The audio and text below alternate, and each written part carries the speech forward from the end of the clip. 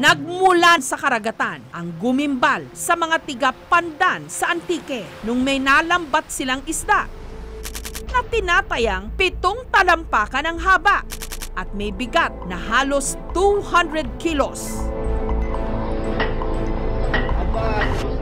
Ayon sa Provincial Fisheries Office ng Aklan, isa raw itong inid o mas kilala sa tawag na lapu-lapu. As per record, lumalaki talaga sila. Umaabot, meron silang nakita na more or less mga 250 kilos na dineliver din dyan sa wet market ng Kalibo.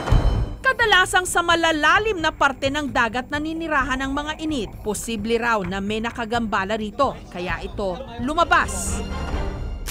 Pero ang mas nakakakilabot nung kumalat ang balita na di mano nakakain daw ito ng tao.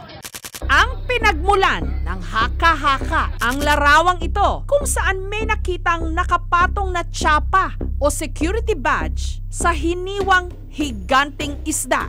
Ang mga inid itinuturing din kasing carnivorous o kumakain ng karne.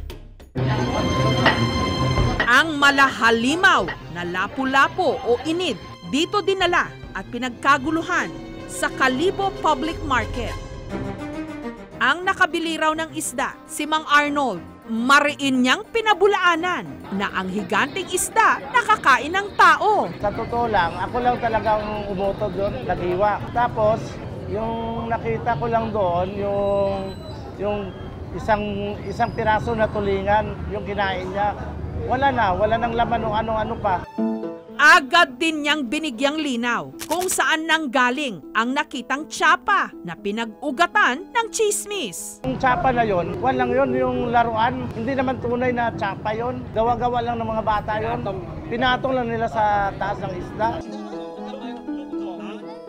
Wala nawawala dito sa amin ng mga tao na gaya ng kinain ng lapu-lapu. Wala. Kwento-kwento lang yun. Maraming loko-loko dito, nagay lang dun sa isda eh. Yung lapu-lapu, hindi naman kumakain ang tao yan. At para patunayang hindi sila naniniwala sa balitang nakakain ng tao ang higanting lapu-lapu, bumili pa sila nito sa halagang 200 pesos kada kilo. Marami naman ditong bumili noon, kapwa namin nagtitinda ng isda. Provincial Fisheries Office na mismo ng Antique ang nagsabi, wala pang naitatalang kaso ng lapu-lapung kumain ng tao. Wala talagang nakain na tao, itong klaseng isda na to. Territorial sa, mahirap naman sa doon pumunta doon ng mga tao para lang dive para makain sa doon. Hindi talaga. Matapos lumindol sa Sultan Kudarat kamakailan, may lumabas na higanting igat. At sa bayan ng Solsona sa Ilocos Norte, may namatay nung umatake ang mga killer bee. Sa Sultan Kudarat, isa ring kakaibang lamang dagat ang nahuli ng mga mangingisda. Lumutang daw matapos ang Intensity 5 na lindol noong April 29. May haba itong 2.6 meters at tinatayang bigat na 10 kilos. At dahil marami ang hindi pamilyar sa itsura nito, inakala nila itong sea monster. Kwento ng mangingisda na si Mang Oteng, nahuli lang daw niya ito habang siya'y namimingwit. Meron din akong nakuha na ganun, pero hindi ganun kalaki. Pero hindi raw ito isang uri ng isda, kundi isang klase ng eel o igat na kung tawagin nila rito, indong. Wala pong relasyon yung lindol na nangyari doon sa pagkakita o pagkahuli ng indong. Madalas daw itong nahuhuli sa karagatan ng Lebak, dito pa rin sa Sultan Kudarat. Ngunit ito raw ang unang pagkakataon na nakahuli sila ng ganito kalaking indong. Kaya naman nung nakita ito ng tagahiwa ng isda na si Bernard, agad siyang nagpalitrato rito. May mga maliliit. Yun lang for the first time na malaki talaga siya na in-slice ko. Ang malaking indong nabili ng negosyanteng si Aling Lilia sa halagang 700 pesos. Agad din niya itong ibinenta. Sarap lang sir yung paksi with gata. Kasi yun ang ginagawa nila, ginalagyan pa ng kalit-kalitan. Ang mga insektong ito, kabilang sa mga pinakaabala at pinakamasipag, utang natin sa kanila ang napakatamis na pulot o honey. How sweet, di ba?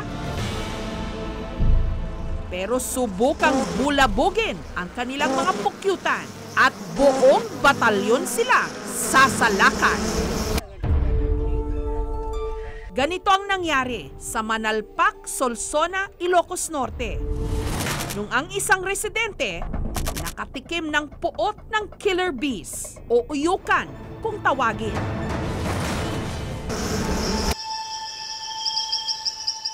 Nitong huling linggo ng Abril, nagkasundo raw sina Mang Orlando na umakyat sa bundok ng Mabilag para manguha ng abal-abal o salagubang at ng bilagot o wild gabi. Nung nangyari ang hindi inaasahan. Si Kuya Orlando kumuha ng gabi, tapos kami, nandun kami sa baba ng bundok, sir. Nagpapahinga. Narinig namin siya na sumigaw, sir. Sa paglabas niya, madami nang kumakagat sa kanya, sir. Hindi na raw nila nagawa pang tulungan si Mang Orlando dahil pati sila hinabol ng mga killer bubuyog. Kinagat pa ako dito, sir.